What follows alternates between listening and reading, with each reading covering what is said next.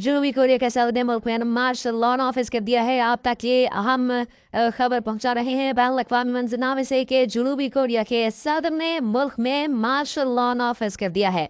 जनूबी कोरिया के सदर जॉन सिक जॉल ने कौम से किताब में कहा है कि अपोजिशन की रियासत मुखालिफ सरगर्मियों के बायस मार्शल लॉ नाफिज किया गया है। शुमाली कोरिया की तरफ से झुकाव रखने वाली अपोजिशन पार्लियामेंट पर काबिज थी और अपोजिशन जमात डेमोक्रेटिक पार्टी के सरबराह ने मार्शल लॉ के नफाज को गैर आइनी करार दे दिया है। अपोजिशन का कहना है कि पार्लियामेंट इस फैसले को मनसूख कर देगी। पुलिस ने जनूबी कोरिया के पार्लियामेंट के दाखिली रास्ते बंद कर दिए हैं। आपको बताएं कि मीडिया रिपोर्ट्स में कहा गया है कि अरकान को पार्लियामेंट में दाखिले से रोक दिया गया है। जनूबी कोरिया के सदर ने मार्शल लॉ लगाने की वजह डेमोक्रेटिक की पार्टी ने हुकूमती बजट को मुस्तरद कर दिया था बताई है। अपोजिशन ने मुल्क के चंद आला प्रोसिक्यूटर्स के मुआवजे की तहरीक भी पेश की थी।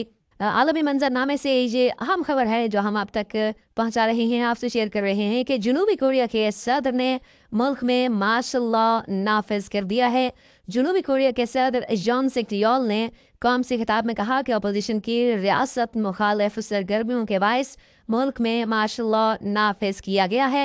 शुमाली कोरिया की तरफ से झुकाव रखने वाली अपोजिशन पार्लियामेंट पर काबिज थी। अपोजिशन जमात डेमोक्रेटिक पार्टी के सरबराह ने मार्शल लॉ के नफाज को गैर आइनी करार दे दिया है। जनूबी कोरिया के सदर ने मुल्क में मार्शल लॉ नाफिज कर दिया है। जनूबी कोरिया के सदर जॉन सिक जॉल ने कौम से खिताब में कहा है कि शुमाली कोरिया की तरफ झुकाव रखने वाली अपोजिशन पार्लियामेंट काबिज थी और मीडिया रिपोर्ट में ये बताया गया है कि अपोजिशन जमात डेमोक्रेटिक पार्टी के सरबराह ने मार्शल लॉ के नफाज को गैर आइनी करार दे दिया है।